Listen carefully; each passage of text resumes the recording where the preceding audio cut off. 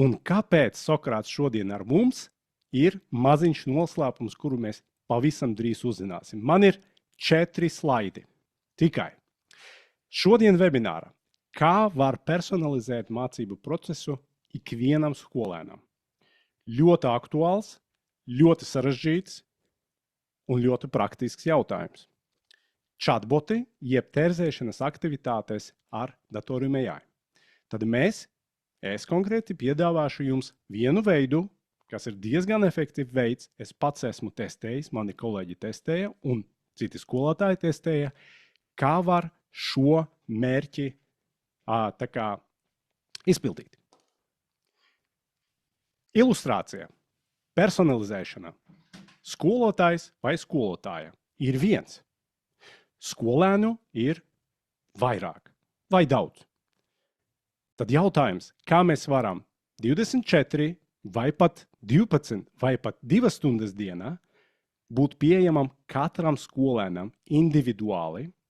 Pie tam mums vajag saprast katra skolēnā vēlmes, prasmes, īpašības, jo katrs cilvēks ir individuāls, vai ne?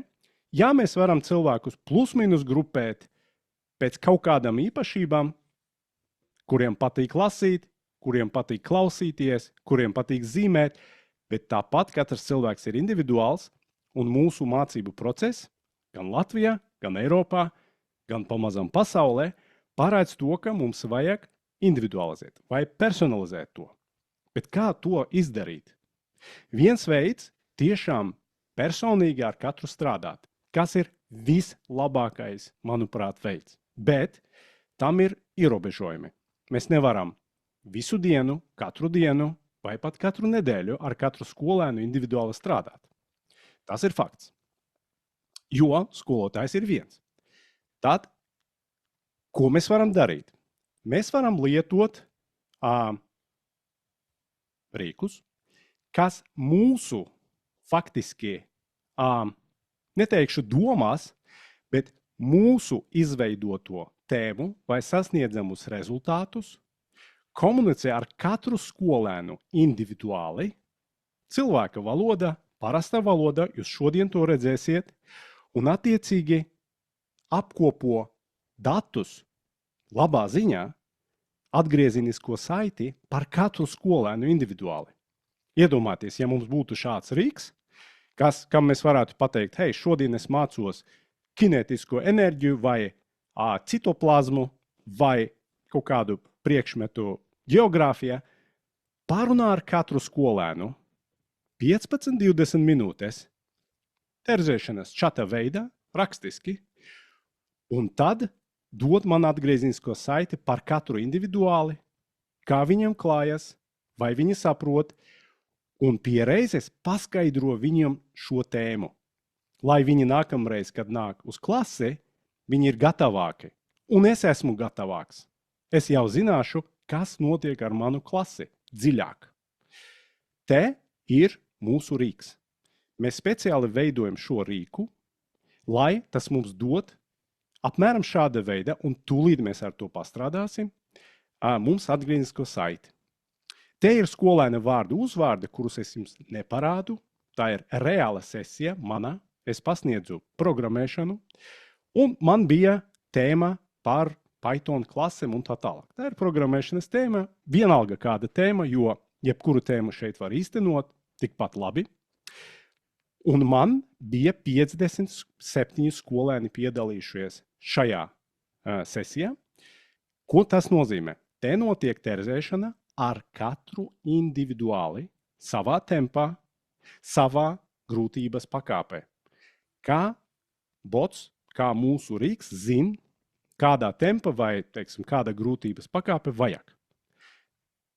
Ļoti vienkārši. Tas ir izveidots, lai pēc sarunas gaitā saprastu, kalibrētu un identificētu, ko cilvēks saprot, ko ne, kas būs nākamais jautājums vai tēma, par kuru vajag runāt.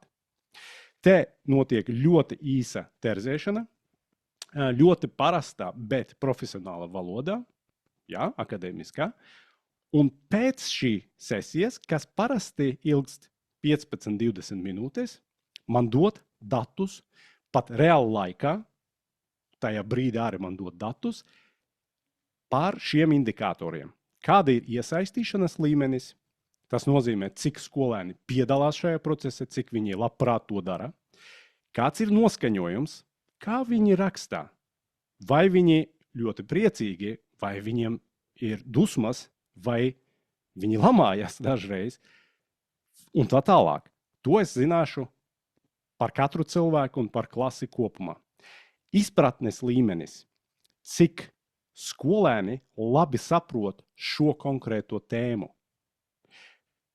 Par klasi un individuāli par katru skolēnu. Un mācību posms tas ir, kur mēs atradamies. Mums ir 5 galvenie posmi - sākums, aktualizēšana, tēmas iegūšana, refleksija un beigums. 5. Šeit mums parādā, kur vidēji klase atrodas, un es varu par katru cilvēku redzēt, kurā fāzē šis cilvēks ir. Kad šeit ir 100%, nozīmē, ka uzdevums ir pabeigts. Plus es redzu visus zināšanas, galvenās zināšanas trūkumus, robus katram skolēnam. Ja es šeit atvēršu, jūs tūlīt to arī redzēsiet, tad tas man to parādīs. Ja? Tik īstenībā vienkārši un tik praktiski. Vai gribat pamēģināt skolēnu lomā kopā ar mani? Ja? Vai ne?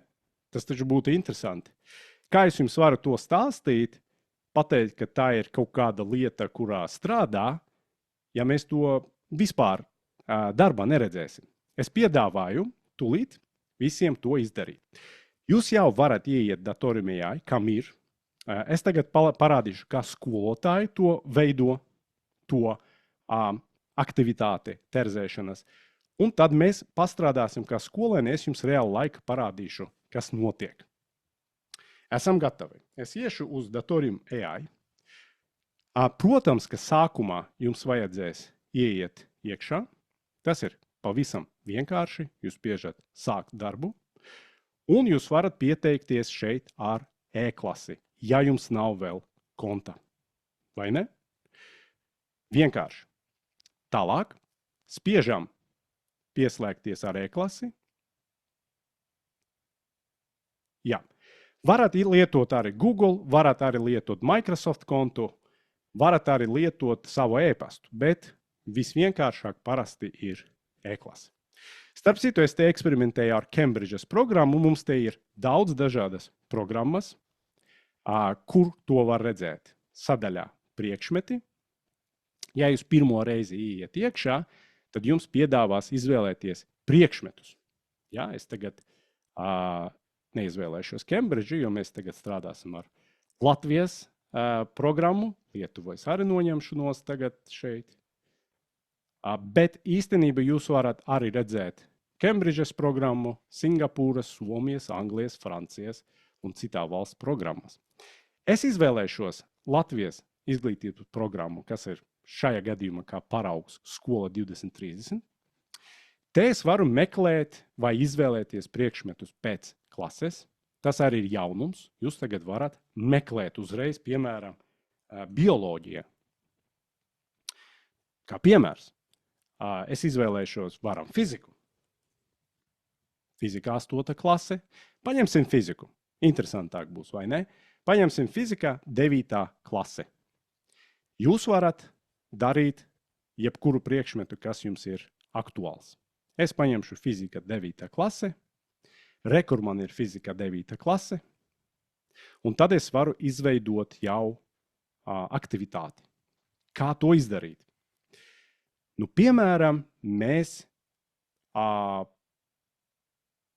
paņemsim kādu tēmu. Starp citu, ja tēmas nav, šodien es par to nerunāšu, bet jūs vienmēr varat pievienot savu tēmu, klikšķinot šeit plusiņu un ļoti ātri rakstat tēmas nosaukumu, viss jums ģenerēsies, izveidojiet un jums būs arī sasniedzami rezultāti gatavi.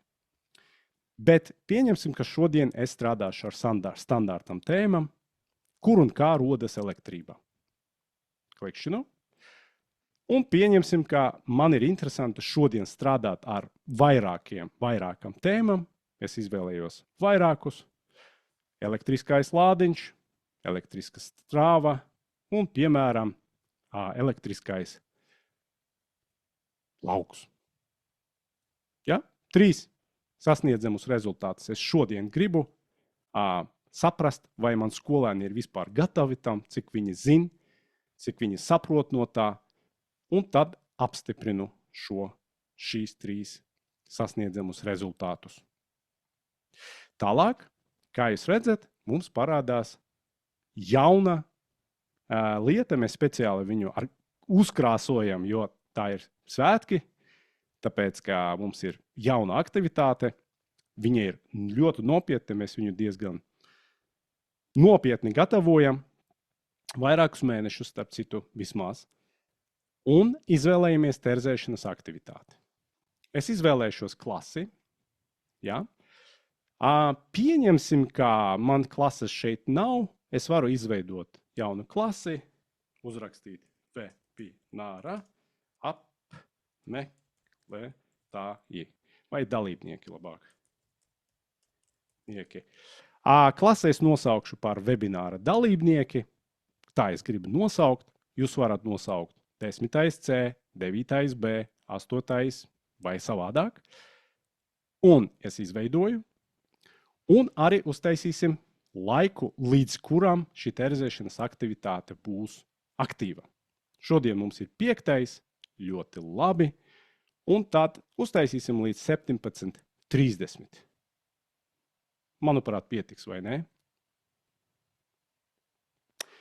Varam 17:40 uztaisīt. 17:40. Tad līdz šodienas 17:40 mana aktivitāte būs aktīva un pieejama skolēniem. Ģenerēšu aprakstu. Viss notiek ar faktiski mākslīga intelekta palīdzību tagad. Rekuraprakst izpētiet, kur un kā rodas elektrība, izprotot elektrisko lādiņu, lādiņu veidus, to miedarbību un elektriska lauka esamību un tā tālāk. Starp citu, es varu to rediģēt, bet varu arī atstāt kā ir. Tālāk es spiežu izveidot šo aktivitāti. Viss ir ļoti vienkārši. Pēc kāda mirkļa man parādās gan QR kods, gan ielūguma saite.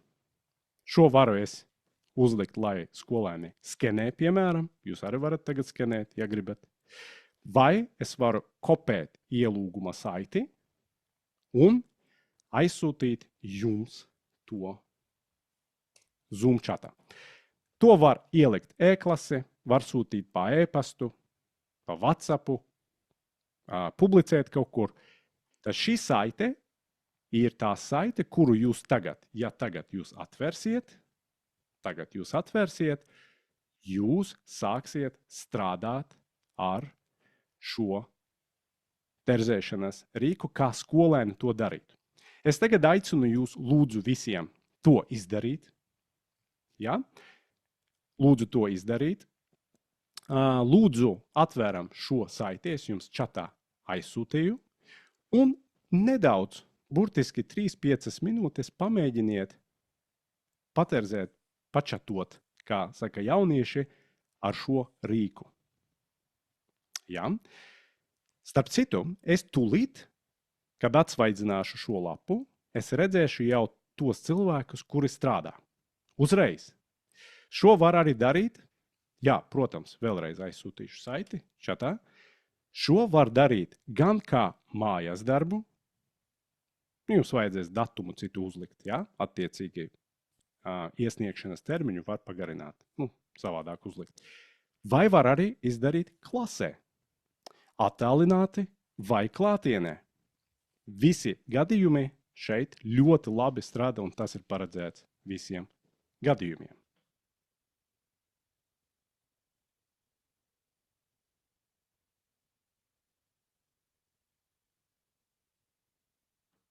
Es redzu, ka daži neredzēja linku, saiti. Es vēlreiz aizsūtīju.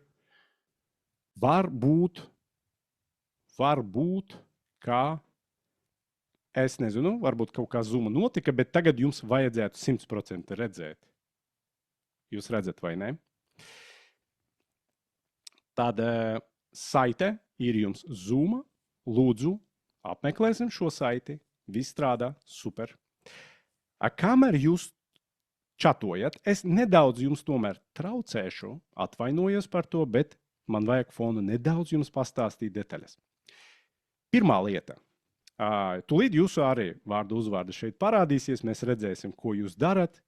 Es pat redzēšu, ko jūs čatojat, ko jūs runājat ar mūsu mākslīga intelekta rīku. Tad šeit ir jautājums. Kāpēc šodien mēs runājam par Sokratu? Tāpēc, ka šis rīks, mēs viņu pirmo versiju, kur jau ir, starp citu, sākas, mēs viņu pirmo versiju uztaisījām sokrātiskā sarunas veidā. Tas nozīmē to, ka čats jums nekad nepateiks atbildi vai pilnas atbildēs. Un vienmēr mēģinās ar jautājumiem virzīt jūs tā, lai jūs paši atbildētu un, teiksim tā, paskaidrotu sev pakāpeniski atbildot uz šiem jautājumiem šo sasniedzamu rezultātu. Tas ir mērķis tam botam. Un tajā laikā paralēli tas mēģinās no šīs sarunas izvilkt svarīgus datus un informāciju. Tas ir tā, ka ja cilvēks reāli runātu ar citu cilvēku, un šī sarunas laikā mēs saprotam, cik dziļi cilvēks otrais izprot, mūsu sarunbiedrs izprot šo tēmu, vai kaut kas nav skaidrs, to mēs definējam, un mēs tos noķeram par katru cilvēku atsevišķi. Par katru cilvēku atsevišķi. Ja? Es atļaušos, es zinu, ka te nav visi fiziķi, noteikti, tāpēc es atļaušos parādīt par jums dažus datus. Ja? Piemēram, kā jūs sarunāties ar to pašu chatbotu, es jebkurā brīdī varu vēl atsvaidzināt un redzēt tā kā pēdējo informāciju par šo, un varu redzēt, kas te notiek. Piemēram, kur mums ir Anģela. Anģela, es gribu parādīt tavus rezultātus. Tā ir mana kolēģe, es droši viņu parādīšu. Skatīt terzēšanu. Redziet, es redzu, kā Anģela runā. Un es redzu, kā Anģela atbild. Es redzu, ka Anģela atbild diezgan īsi, bet pēc būtības. Jauniešiem patīk īsi atbildēt, vai ne? Bet sarunas laikā mēs dabūsim ļoti daudz īsas un garas atbildēs. Un attiecīgi tas mums dos vairāku informāciju par Anģelu. Un tagad paskatīsim kādu citu cilvēku. Lai nav tā, ka jūs teiksiet, tā bija jūsu kolēģe, protams, ka tur viss skaidrs. Es paņemšu pirmo cilvēku. Mēs redzam, ko runāja nedaudz Vera. Diezgan īsi, bet bija Ingmārs. Ok, tas ir interesanti.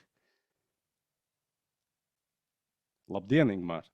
Un mēs redzam, ko runāja Ingmārs, mēs redzam, ko runāja citi. Ja? Un attiecīgi vēl tas process notiek. Attiecīgi es vēl varu arī redzēt, piemēram, lai kādi zināšanas trūkumi tur varētu būt. Uzreiz man dod. Skolēns aktīvi iesaistās, uzdodot jautājumus, kas liecina par interesi, taču vēl ir neskaidrības par elektronu kustības spēku. Tāpēc ieteicams turpināt skaidrot un precizēt jēdzienus. Šeit es dabūju uzreiz, kas būtu lietderīgs man kā skolotājam.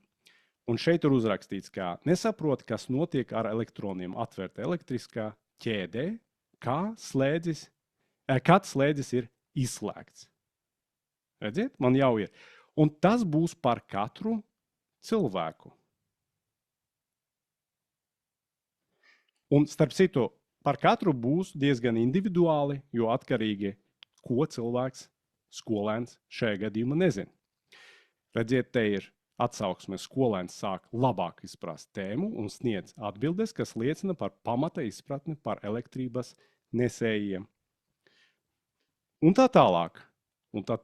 Tas, protams, ilgs kādu laiku. Es varu šeit, starp citu, arī kārtot pēc kaut kādiem indikatoriem, izpratne, noskaņojuma, iesaistīšanas. Mēs redzam, ka ir cilvēki, kuri vēl vairāk iesaistās, kuri mazāk. Vai ne? Vai gribat vēl paturpināt? Es jums...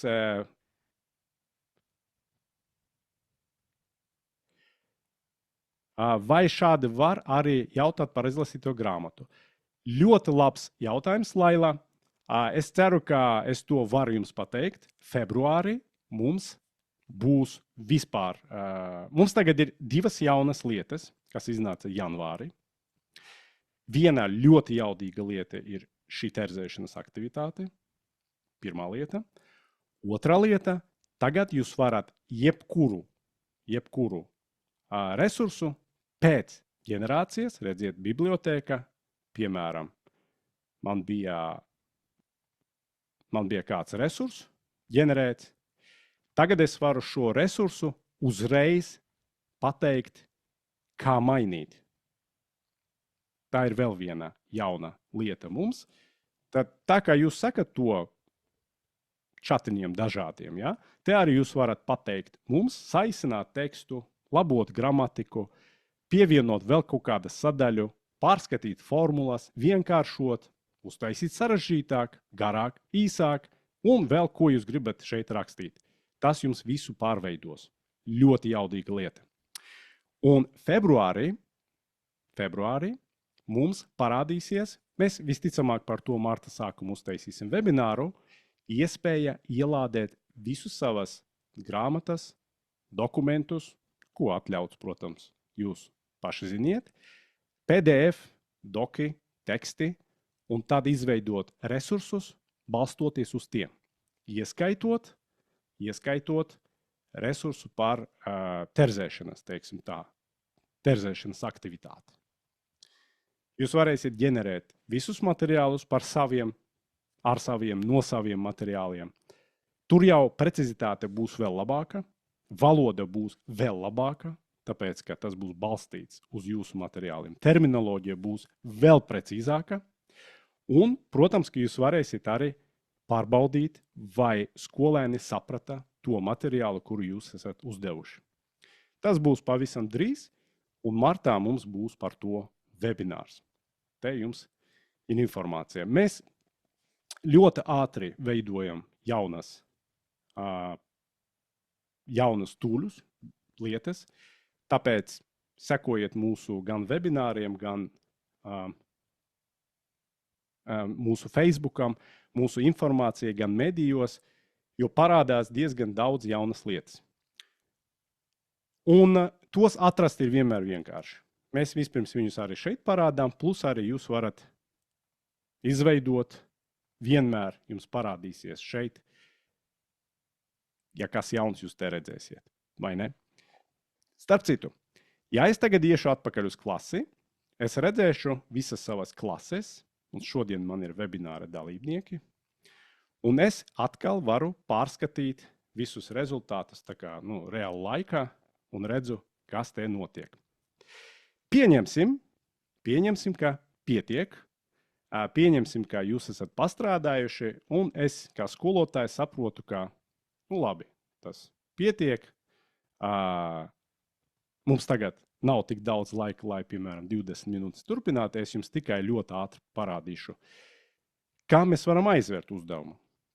Uzdevums vai nu aizvērsies automātiski pēc 11 minūtēm, bet es varu arī to aizvērt tagad. Starp citu, vēlreiz šo laiku jūs uzliekat sākumā.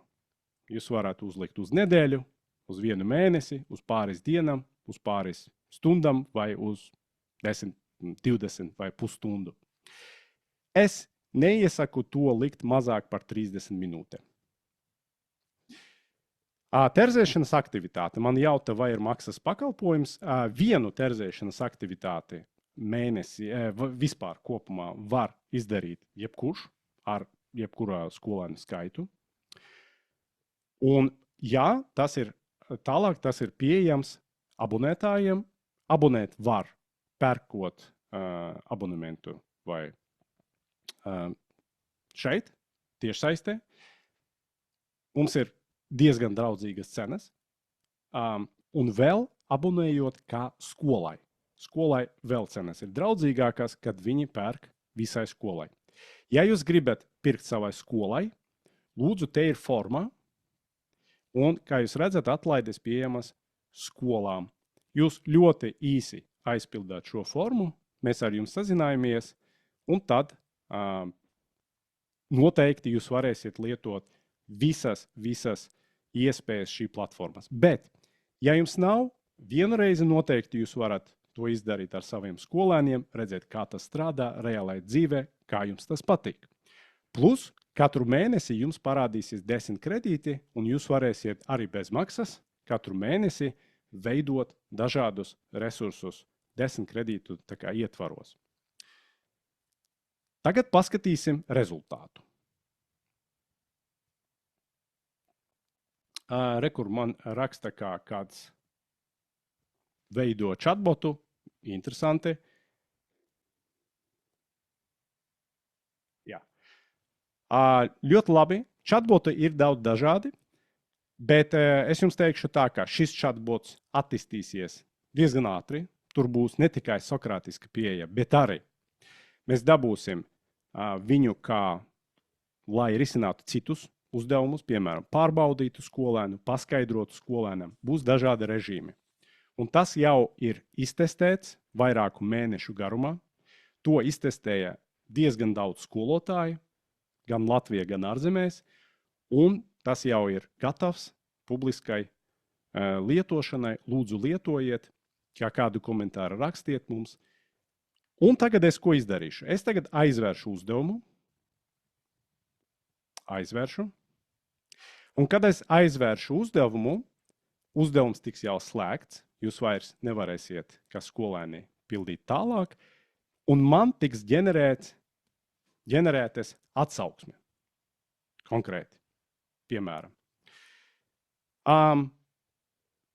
Piemēram, skolēni bieži sniedz īsas atbildes, kas liecina par pamata izpratni, taču ir nepieciešams vairāk skaidrot, precizēt jēdzienus. Īpaši saistībā ar elektriska lauka lomu, elektronu kustības mehānismiem un sprieguma ietekmi uz strāvu.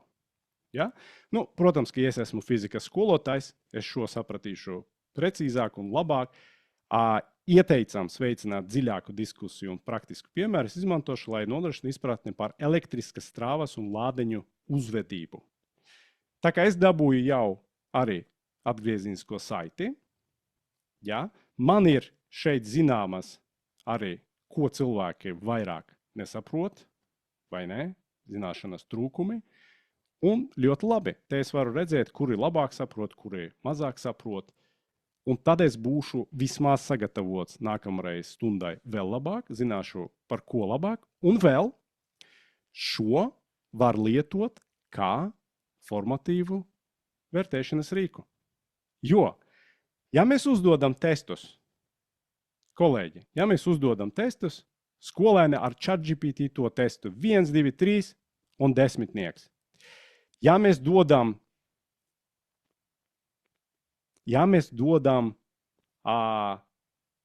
kādu uzdevumu pat, uzrakstīt eseju vai ar ChatGPT 1, 2, 3 un gatavs. Šeit viņi nevar ielīmēt neko čatā, pamēģiniet ielīmēt no ChatGPT kaut ko, plus te vajag sasprindzidāt, darbināt smadzenēs un arī pirkstus šajā gadījumā un reāli sarunāties, izteikt savus viedokļus. Ja? Un attiecīgi šeit jūs iegūstāt ļoti daudz, un skolēni iegūst ļoti daudz. Viņi jau individualizēti runā ar šo terzēšanas botu. Attiecīgi, Šāda veida jūs varat efektīvāk un ātrāk veikt formatīvas vērtēšanas. Starp citu, nākamnedēļ mums parādīsies šeit arī eksports, kur jūs varēsiet eksportēt procentus uz CSV vai Excel failu, faktiski, kuru jūs varat ielikt, piemēram, e-klasē vai kaut kur citur. Tāda veida procentuāli dos jums šo. Tagad es jums pateikšu svarīgu, interesantu lietu. Es esmu to lietojis personīgi ar reālām grupām. 10. klasē esmu lietojis, 11. mani kolēģi lietoja 6. klasē un citās daudzas. 8. bija 9., 10., 11., 12., 12. klasē. Ne tikai es, arī citi skolotāji. Rezultāti ir ļoti interesanti un tiešām viņi korelē ar to cilvēka iesaisti zināšanām. Jo mēs taču labi pazīstam savus skolēnus, vai ne? Tiešām. Un vēl tas palīdz tam cilvēkam pašam saprast, ko cilvēks, skolēns, saprot vai mazāk saprot. Interesanti. Jā, piemēram, Anģela lietoja dabaszinības, matemātika. Daudz jau lietoja. Mums visus kolēģus šeit pašlaik te nav, bet viss ir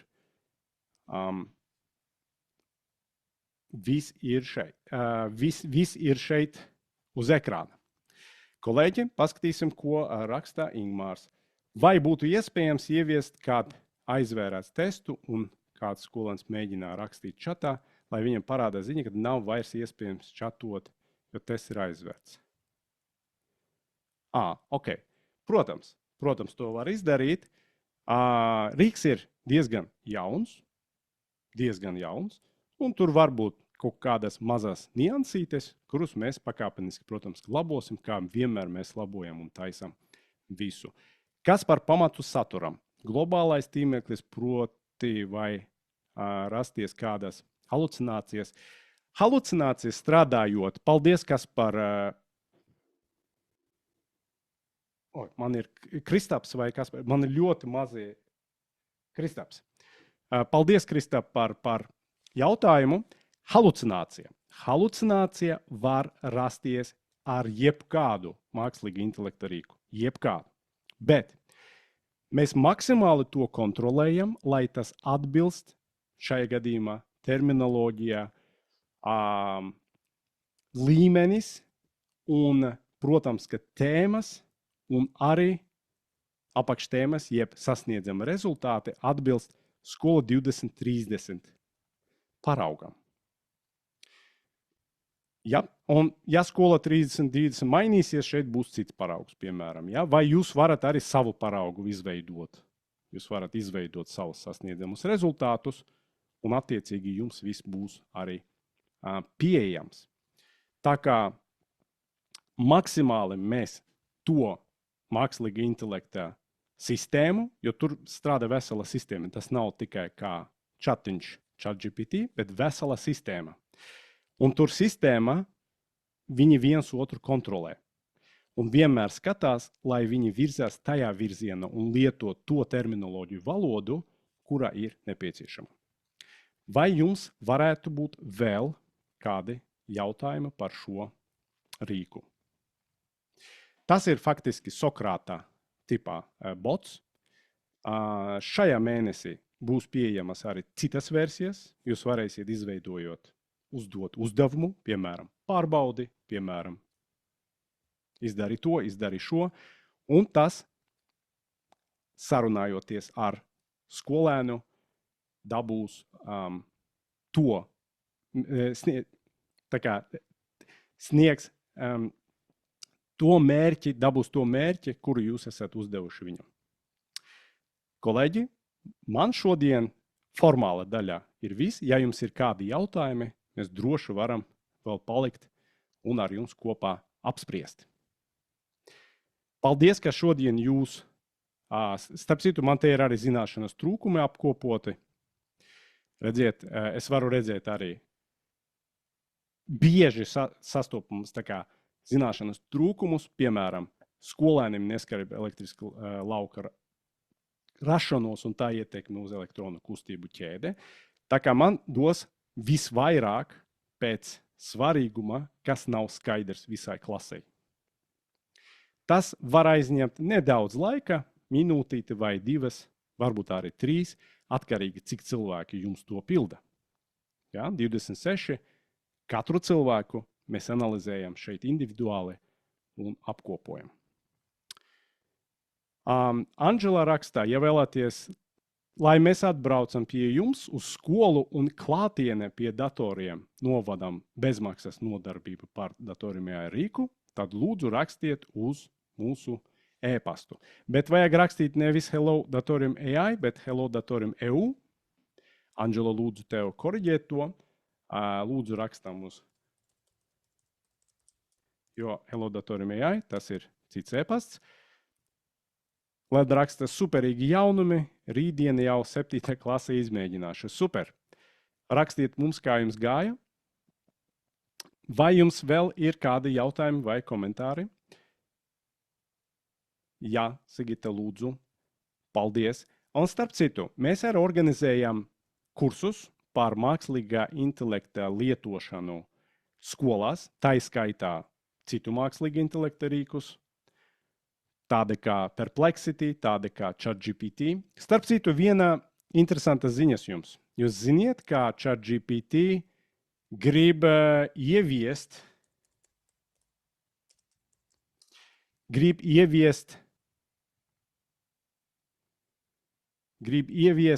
reklāmas. Tad, ko viņi grib darīt, lai, kad jūs bezmaksas versijā čatojat ar ChatGPT, tur arī parādās iekšā teksta reklāmas. Jūs pat to varat arī nezināt. Tātad, attiecīgi, mēs saprotam, ka tas padara jau grūtāku un sarežģītāku lietot.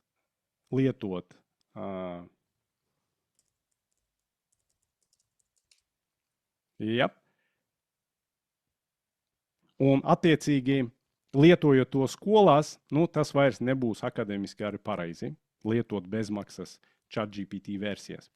Maksas versijas arī nav garantijas, ka nebūs, bet tādos specializētos rīkos, kurus mēs jau taisām, mēs tur paši zinām un mēs garantējam, ka mēs nekādas reklāmas tur iekšā neliekam un mums pat to ne tikai neliekam, bet nedrīkst darīt pēc likuma. Paldies jums liels, kolēģi, un tiekamies mūsu nākamos webināros. Lai jums ir foršs vakars un produktīva nedēļa. Visu labu!